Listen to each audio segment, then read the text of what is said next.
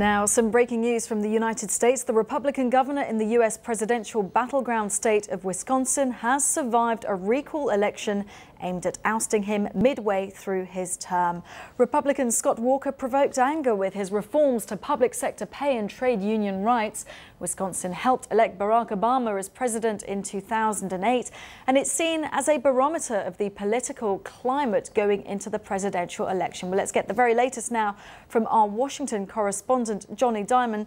And Jonny, massive relief for Scott Walker.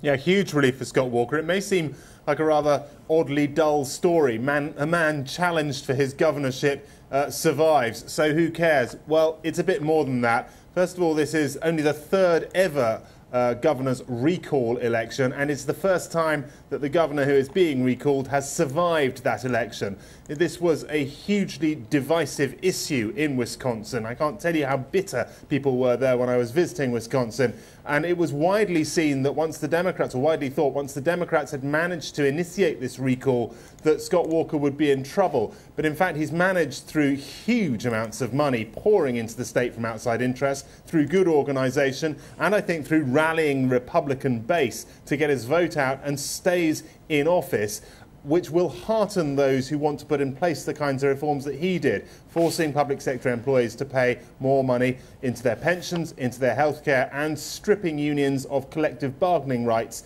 within the public sector, all critical to some of the Republicans' mission to try and push back the public sector and control the size of government. And of course, a blow to the Democrats, because Wisconsin is seen as a state that preempts the forthcoming election. Yeah, it is. Look, it's really difficult to tell whether or not this recall election, this extraordinary election, actually means something as far as the presidential election in November.